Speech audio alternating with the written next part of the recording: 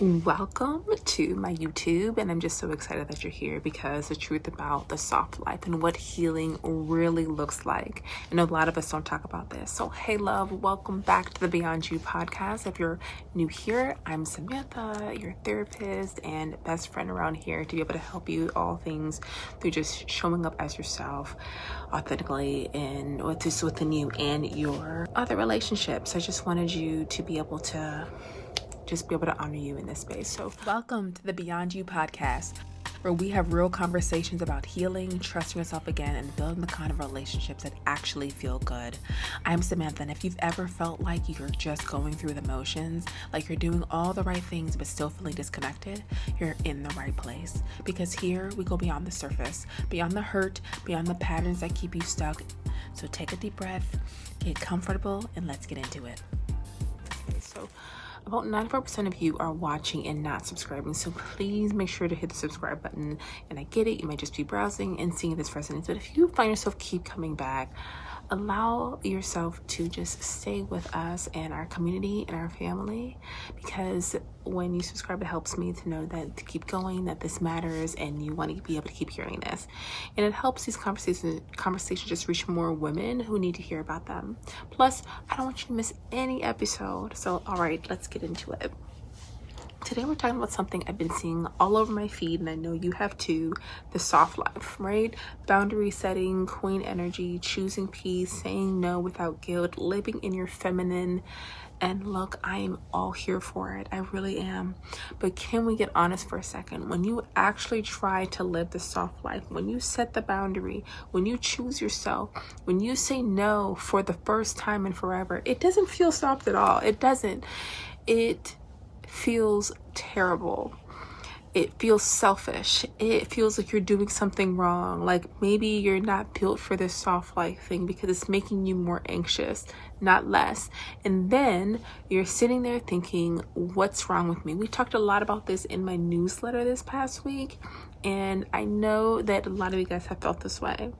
So that's what we're unpacking today, because the truth about the soft life, it's not about what social media sold you. Real healing, the kind that actually changes your life, isn't aesthetic. It's not brunches, it's linen and peaceful mornings in your journal. Real healing is uncomfortable. It's confusing, and sometimes it looks like you're moving backwards when you're actually moving forwards.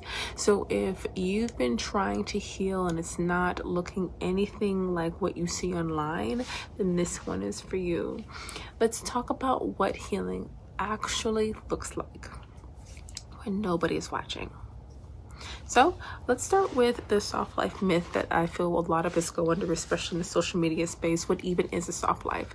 At its core, the soft life is about reclaiming your energy, your time, and your peace. It's about protecting what's yours. It's about not being available for everyone else's chaos while neglecting your own needs. It's about rest, boundaries, intentional living. That's beautiful, right? And I want that for you. I really do. In all my sessions where we're here in our community, I want that for you, and I want that for me. But here's what they don't tell you in those 60-second videos. The soft life doesn't feel soft when you spend your whole life living hard. And what do I mean by living hard? I mean people pleasing, over functioning, showing up for everyone, making everyone small so other people can be comfortable. Making yourself small, swallowing your feelings to keep the peace, being the strong friend, the ride or die partner, the self-sacrificing mother, the employee who never says no. I mean, the list goes on. And when you've been surviving for that long, chaos becomes your baseline. Drama feels normal. Anxiety feels like at home.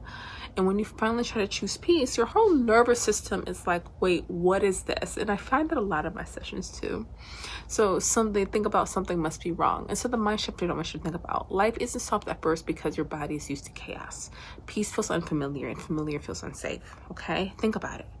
If you grew up watching your mom sacrifice everything, if you were taught that your value comes from how much you give, if you learned that love means tolerating mistreatment, then choosing yourself is going to feel wrong. It's going to feel selfish because everything you were taught says that putting yourself first makes you a bad person.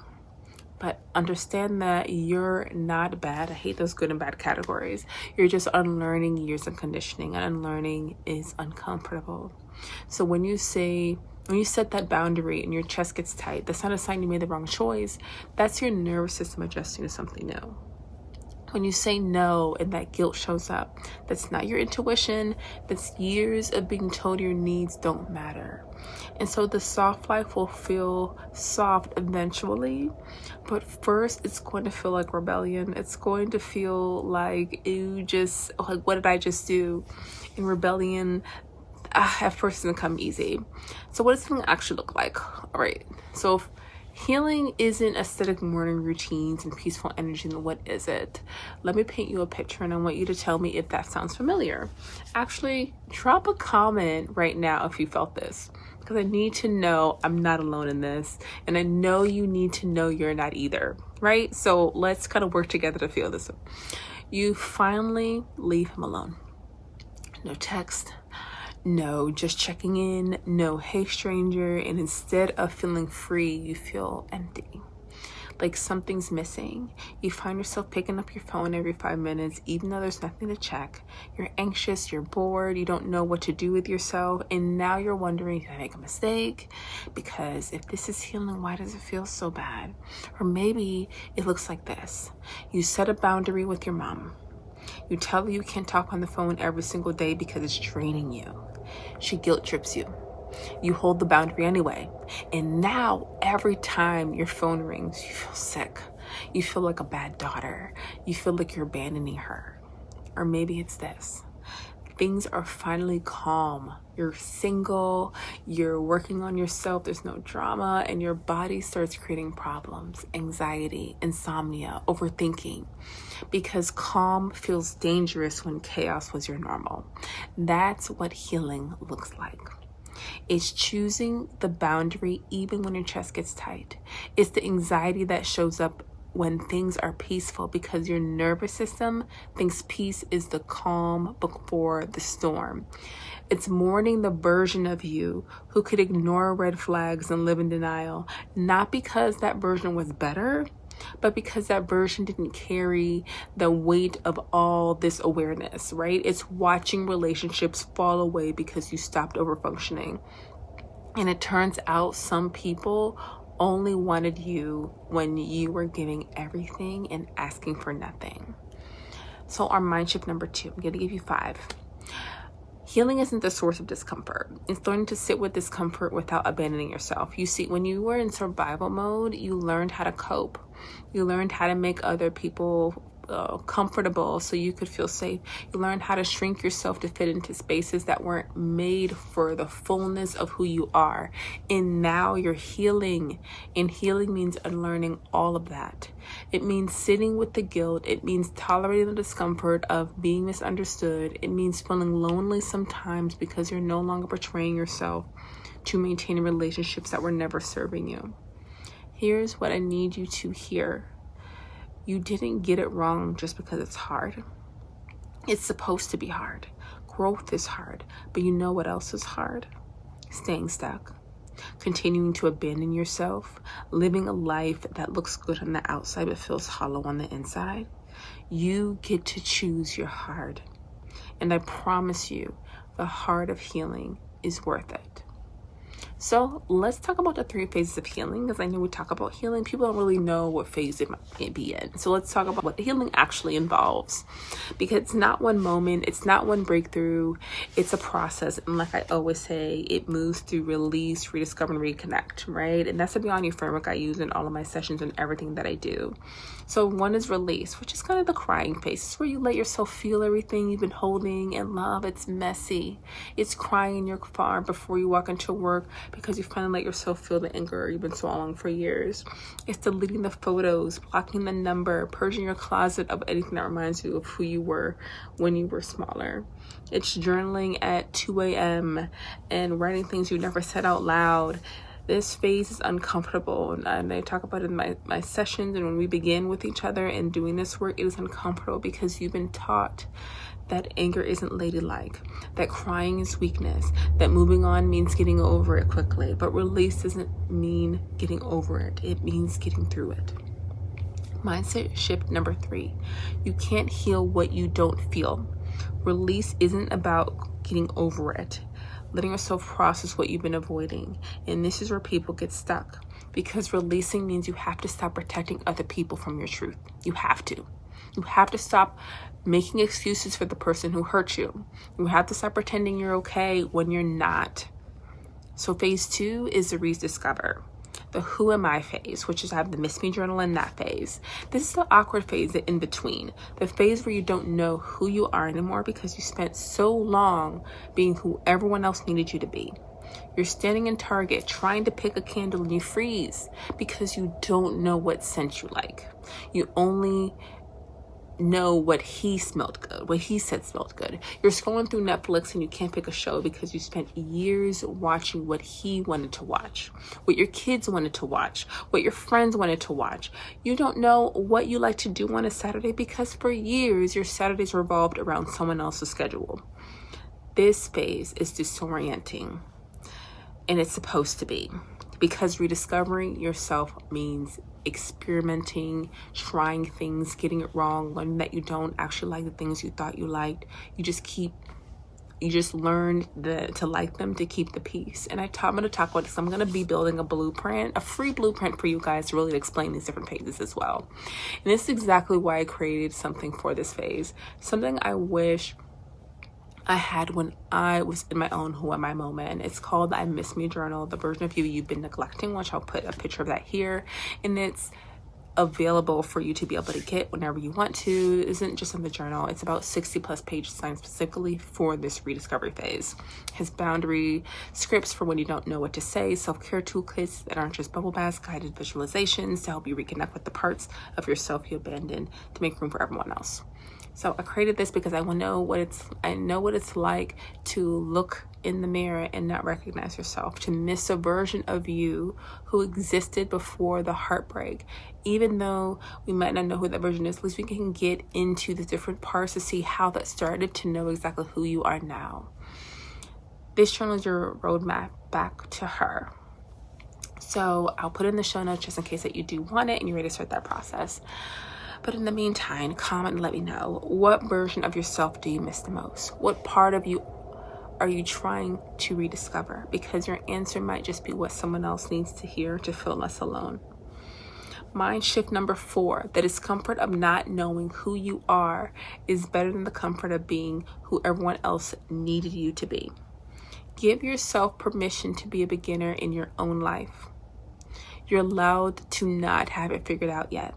Okay, now phase 3 is a reconnect, the trust building phase, which I love each one of these phases. That's why I made this Beyond You framework, because this is where you start building trust for yourself again. It's testing all boundaries. It's realizing you didn't die when you said no. It's sitting with your own disappointment and learning that you can handle it. It's catching yourself before you fall back into old patterns and choosing differently, even though different feels scary. It's learning that you don't need someone else to make you feel whole, because you're doing the work to feel whole on your own. And this phase isn't about never needing anyone again. It's about knowing you can trust yourself to choose people who add to your life instead of people who need to feel okay. So mind shift number 5. Healing isn't about becoming an island. It's about learning to trust yourself and to connect authentically without losing yourself in the process. So creating your soft life, right? Let's bring it back. The soft life. What does it actually look like for you? Because what I want you to know, it's not about the aesthetic. It's not about matching anyone's highlight reel. I've noticed a lot of you are comparing. For you, the soft life might be brunch with the girls. It might be putting your phone on do not disturb after 8 p.m. so you can actually rest. It might not be a spa day. It might be hiring cleaning service once a month so you're not exhausted every weekend trying to keep up. It might not be quitting your job. It might be saying, I'm not available that day, without explaining why and being okay with discomfort of not over justifying yourself. Your soft life is whatever brings you back to you. Whatever helps you feel safe in the body, whatever makes you remember that your peace is not negotiable. And love, some days your soft life is going to look like hard boundaries. Some days it's going to look like uncomfortable conversations. Some days it's going to look like choosing rest over productivity and feeling guilty about it, but doing it anyway. That's the soft life. It's not always soft in the moment, but over time it softens you. It softens the edges that survival sharpened. It brings you back to the version of yourself who knows she deserves peace. Not because she earned it, but because it's her birthright. Okay? So if any of these resonate with you, let me know. So know that if you're in the messy middle right now, if your healing doesn't look anything like the soft life you see online, I need you to know something. You're not doing it wrong. You're doing it real. And it's the truth. This is how it works. The most beautiful thing about healing is that it's yours. It doesn't have to look like anyone else's journey. It doesn't have to fit into a 60-second video. It just has to be true. And the truth is, some days you're going to feel like you're thriving, and some days you're going to feel like you're barely surviving. It's just the reality of it. And both of these days, both of them are part of your healing. So please be gentle with yourself. Understand you are not behind. You're exactly where you need to be. And before you go, I need you to just do something for me. Actually, do it for yourself and for that friend who needs to hear this. Share this episode. Send it to the group chat. Post it in your stories and tag me at unsafe on Instagram, because I want to see you. I want to know this resonated. And if you haven't subscribed yet, what are you waiting for? Just be able to, you keep coming back. Let's make it official, and to hit that subscribe button so you don't miss next week's episode, where we're going to talk about how to hold gratitude and grief at the same time, because I know that can be really challenging for a lot of people, because you can be grateful for your growth and still be processing the hurt at the same time. And heading into the holidays, you're going to need that conversation. So here's what I want you to do right now. I want you to be able to drop a comment and tell me what part of this episode hit different for you. Was it the nervous system piece, the phases of healing, the idea that peace feels unsafe at first? I read every single comment, and your words help shape what we talk about next. So talk to me, let me know you're here. Okay, and listen, if you want more of these real conversations, just the kind that feel like your best friend texting you exactly what you needed to hear, join my email list. I have so much practical tools and tips that help everyone each week. Every week I'm sending out practical advice and tips you actually can use in your real life. No, not just fluff or generic, like really actually just making it where your Wellness Wednesdays every Wednesday. That link will be in the show notes as well. Or you can find me on Instagram at unsafe. And also, if you want to really tap into learning more about you, know that we have the I Miss Me journal that is available.